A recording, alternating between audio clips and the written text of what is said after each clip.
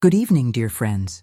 Margaret here, and tonight I have a story that arrived in my inbox from someone I almost didn't believe. A man named Thomas Wheeler, 56 years old, living in Denver, Colorado. He wrote to me saying, "This story will sound impossible, but I swear on my life, on my daughter's future, on everything I hold sacred, it happened exactly as I'm about to tell you." Thomas asked me to share his story because he believes someone out there needs to hear it. Someone who will recognize themselves in his account. Someone who will understand what he's about to describe. So tonight, I'm reading Thomas Wheeler's confession. A man who encountered the impossible on the streets of Denver and came away fundamentally changed. Dear Margaret, my name is Thomas Wheeler, and I own a small coffee shop in Denver called The Daily Grind. I've owned it for 11 years. It's not fancy. Just a neighborhood place where regulars know their names, where the coffee is decent, and where I try to make everyone feel welcome, no matter their circumstances. That last part is important, because my coffee shop has become something of a refuge for people struggling with homelessness. I let them sit for hours with a single cup of coffee. I let them charge their phones. I let them use the bathroom. I donate unsold pastries to a local shelter. It's not charity. It's just treating people like human beings. I did this because my daughter Emma asked me to. She was 17 when she first mentioned it, volunteering at a homeless shelter downtown. She came home with stories about people living on the streets, and one night she asked me, "Dad, what if that was us? What if something happened and we ended up on the streets? Would you want someone to treat us with kindness?" I couldn't argue with that logic, so I opened my doors. March 12th, 2024, a Tuesday afternoon, unremarkable in almost every way. Denver weather was turning toward spring. Cold mornings, mild afternoons, the kind of transitional weather where you can't quite dress right for anything. I was behind the counter when he walked in. He was in his 60s, I'd guess, though it was hard to tell. Homeless people age differently. The streets do something to them. Makes it hard to know if someone is 40 or 70. This man was gaunt, weathered, his clothes layered despite the mild weather. He had a large backpack, the kind serious travelers use, worn and patched and held together with duct tape. His shoes were falling apart. He approached the counter slowly, like he was approaching something dangerous, like he thought I might yell at him or throw him out. "What can I get you?" I asked in my normal voice, the same way I greet everyone. "Coffee," he said. His voice was rough, unused, black, small. "That's all." "You got it. Anything to eat?" He hesitated. I could see him calculating. How much did it cost? Could he afford it? What did he have left? "No, just coffee." I poured him a small black coffee, the cheapest thing on the menu. He paid $4, exact change from a pocket he had to dig into carefully. He found a table by the window, the kind that's visible from the street but isolated from the flow of the shop. Typical homeless person positioning. Visible, but not intrusive. I didn't think much about him that day. I was busy with the afternoon rush. But I noticed he sat there for 2 hours, nursing that single cup of coffee, occasionally looking out the window like he was watching for something. When he left a $1 tip on the table, a dollar he'd clearly scraped together from somewhere. I felt something in my chest tighten. He came back the next day, and the next. For 2 weeks, same routine. Late afternoon, small black coffee, exact payment, a table by the window, 2 hours of sitting and watching the street. He never bothered anyone. Never asked for money beyond the coffee. Never caused a problem. My regular customers barely noticed him. But I did. And I started leaving an extra pastry on his table. The day-old ones I was going to throw away anyway, just wrapped in a napkin. The first time I did it, he looked confused, like I'd given him something precious. He didn't eat it in the shop. He carefully wrapped it and put it in his backpack. After a week of this, I asked him his name. "James," he said. "James Mitchell. I'm Thomas. Welcome to the Daily Grind, James. I'm glad you come here." He didn't respond, but I saw something shift in his eyes, like no one had said they were glad to see him in a very long time. Over the next month, James became part of my shop's rhythm. 2 o'clock, he'd arrive. 4 o'clock, he'd leave. Quiet, unobtrusive, always watching the street like he was waiting for someone or something. One afternoon, I brought out a cup of coffee and sat across from him without asking permission. "How long have you been on the streets?" I asked. He was quiet for a long time. 14 years, he finally said. 14 years. I tried to imagine it. 14 years of not having a safe place to sleep, of not knowing where your next meal was coming from, of being invisible to most of the world. Of course he was gaunt. Of course he moved carefully. 14 years would hollow anyone out. What happened? I asked. The usual, James said. Job loss, medical bills, divorce, mental health issues no one wanted to deal with, addiction, though I've been sober for 6 years now. Once you end up on the street, it's incredibly hard to get off it. Jobs want an address. Shelters are full. Society doesn't really want to help homeless people. It wants them to disappear. That's not true everywhere, I said. It's not true here, in my shop. He looked at me, and I saw genuine sadness in his eyes. It's true enough, and I've made peace with it. Some people are meant for this life. I think I'm one of them. I've stopped fighting it. Don't say that. Why not? It's true. And besides, I have what I need. A place to sit where people don't yell at me. Coffee, occasionally a pastry. And you're kind. That's rare. I appreciate it, Thomas. Truly. After that conversation, I started learning more about James. He'd been an accountant before, had a wife, 2 kids, a house in the suburbs. The recession of 2008 had destroyed his business. Medical debt from his daughter's illness had drained their savings. His wife left him, took the kids, got custody. He spiraled. By the time he tried to get clean, by the time he wanted to rebuild, the world had already written him off. I tried, James told me one afternoon. I really did try for years. Shelters, job training programs, mental health services. But it's like there's a ceiling for people like me. Once you fall, there's no real way back up. Or if there is, I couldn't find it. I told Emma about James. She asked to meet him, so one day I brought her by the shop after school. James was sitting in his usual spot, and I introduced them. This is my daughter, Emma. Emma, this is James. Emma sat down across from him like it was the most natural thing in the world. Dad says you've been on the streets for 14 years, she said. No pity, no condescension, just a statement. That's correct, James said. Do you want help getting off the streets? James smiled sadly. That's a kind question. The answer is, I don't know anymore. Yes and no. I've been trying for so long that I've stopped believing it's possible. It is possible, Emma said with the certainty of 17. You just need someone to believe in you while you believe in yourself. James looked at this teenage girl, and I saw his eyes fill with tears. He excused himself to use the bathroom. That was the last time I saw James for 2 weeks. He didn't come on a Monday. That was unusual. James had never missed a day. Tuesday, no James. Wednesday, still nothing. I told myself he'd probably just found a different shelter, a different location, moved on like homeless people do. But I was worried. I found myself looking for him on the streets, asking other homeless people I'd see if they knew a man named James Mitchell. No one did, or at least no one would tell me. A week passed. I realized I was more upset about his absence than seemed logical. He'd become part of my daily routine, a regular like anyone else. But more than that, he'd become someone I cared about, and I'd failed to help him in any meaningful way beyond bad pastries and sympathy. Then, 2 weeks after he disappeared, something arrived at my shop. It was a package, just a box, about the size of a shoebox, with my name written on it in careful handwriting. Thomas Wheeler. No return address. No postage. It had been left on my doorstep, I realized, not mailed. Inside the box was a journal, an old, leather-bound journal, the kind you might find in an antique shop. The pages were filled with careful handwriting, page after page, dozens of entries, going back years. The first entry was dated 4 years ago, March 15th, 2020. I've decided to keep a record. Not for anyone else. Probably no one will ever read this. But for myself. To remember that I was once a different person. To remember what I lost. To remember why I'm still trying, even though trying never seems to work. My name is James William Mitchell. I was born March 8th, 1960.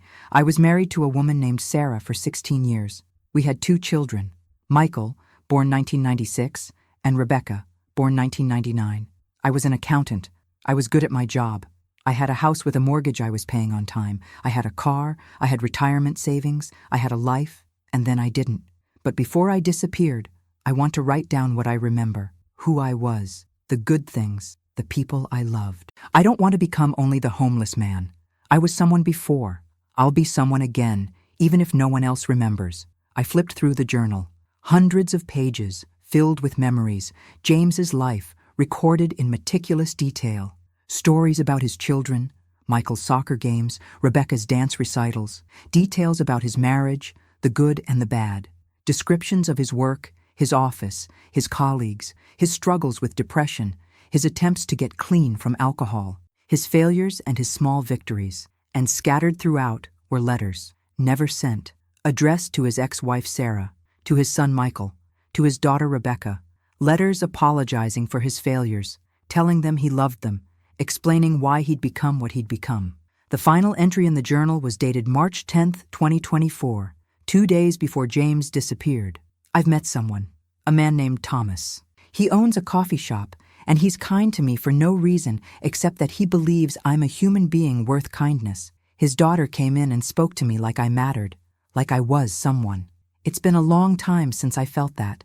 I've realized something. For 14 years I've been trying to survive, trying to get off the streets, trying to rebuild, failing, over and over, failing.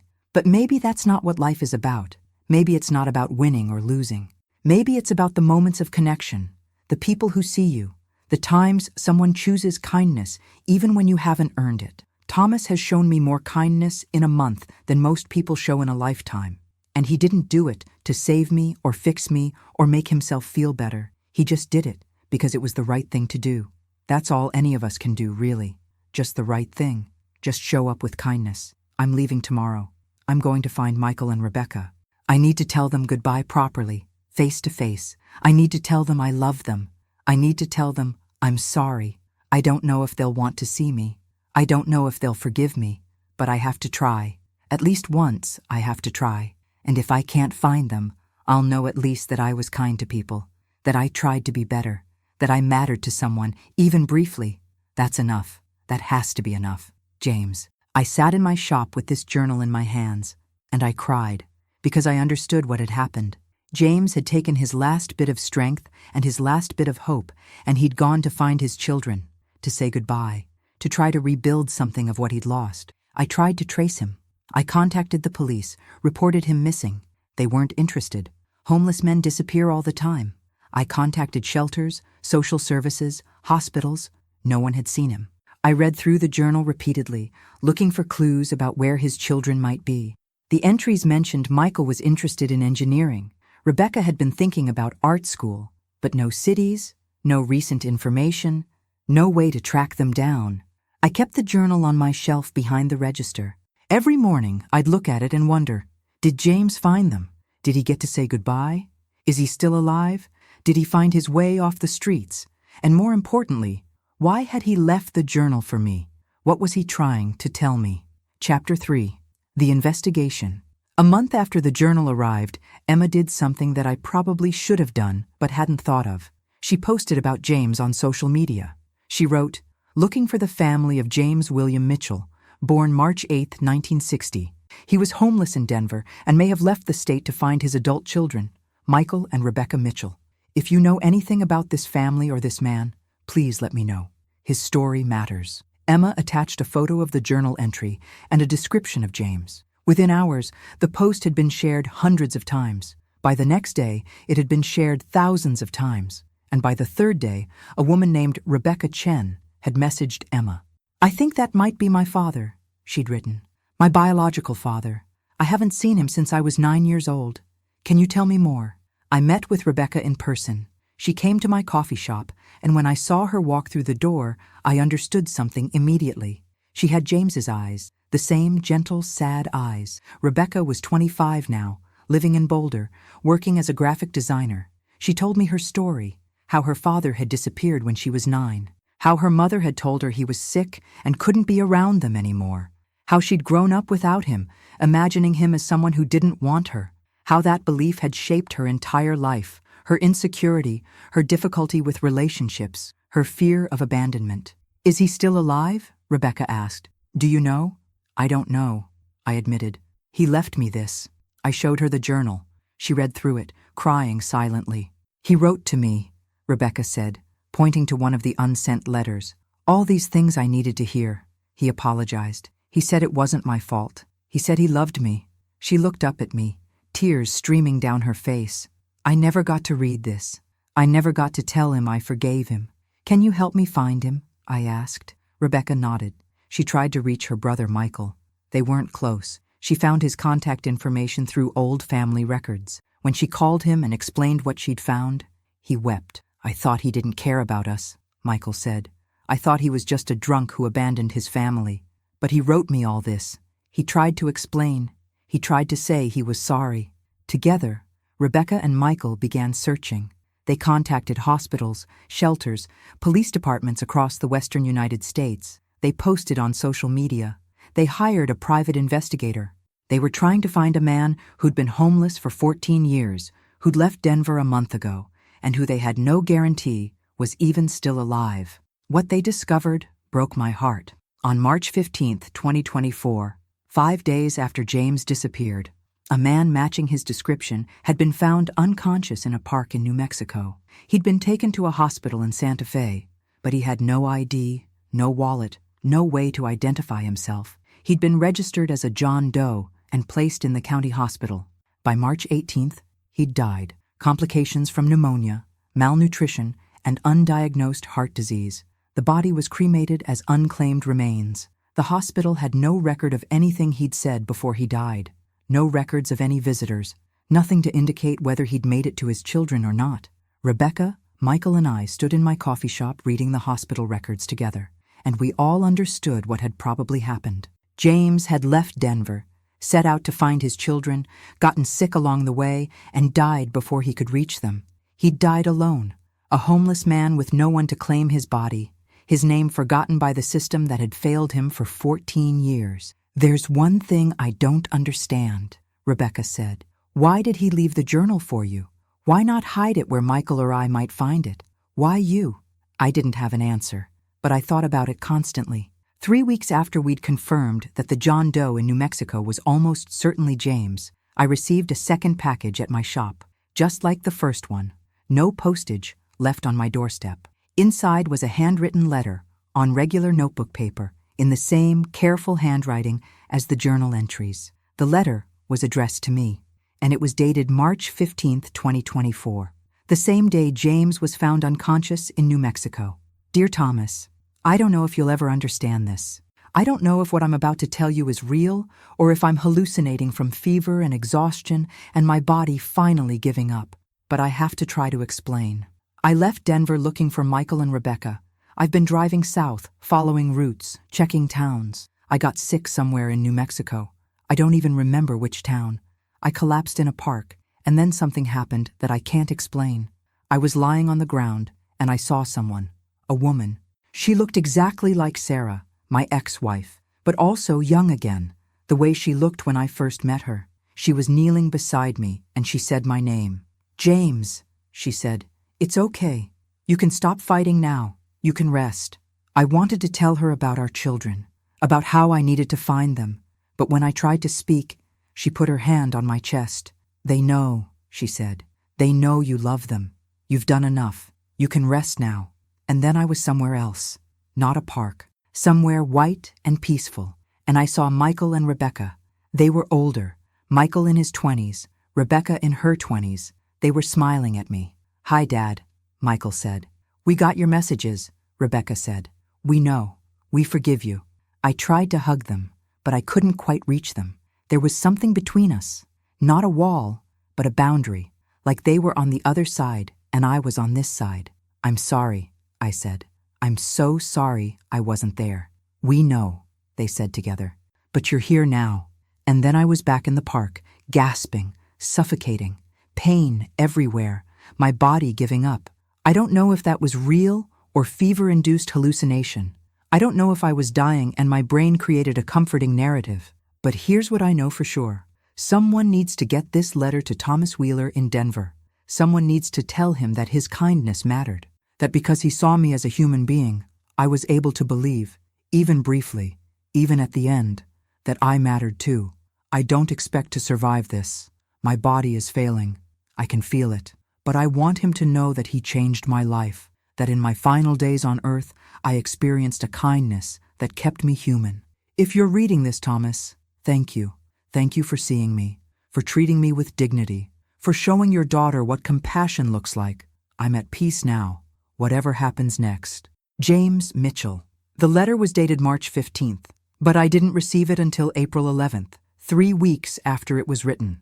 3 weeks after James would have died. I showed the letter to Rebecca and Michael. I showed it to the private investigator they'd hired. I showed it to the hospital in Santa Fe. No one could explain how the letter had been delivered.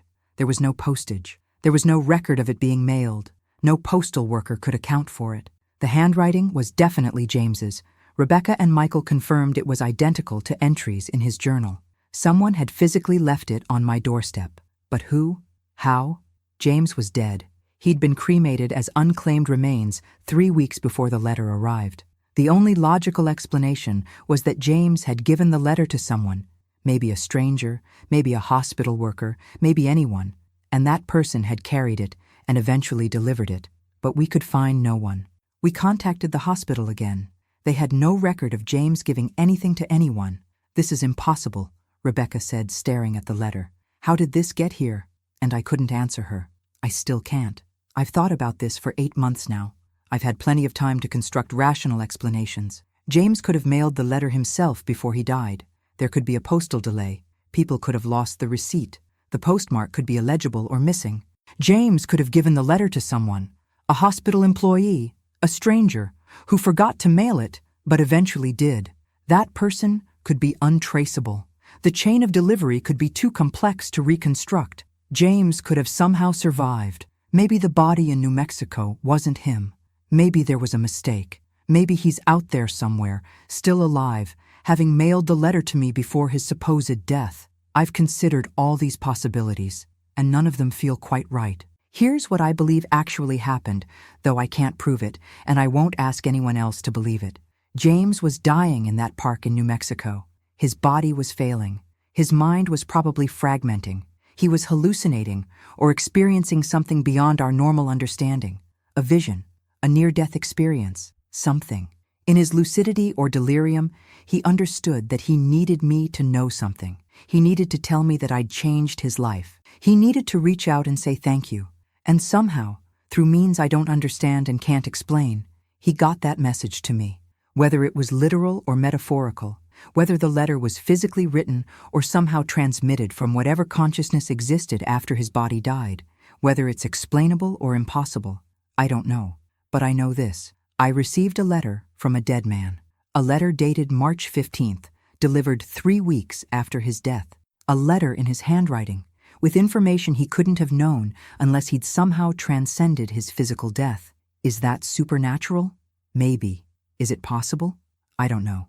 What I do know is that James's story didn't end the way I thought it would.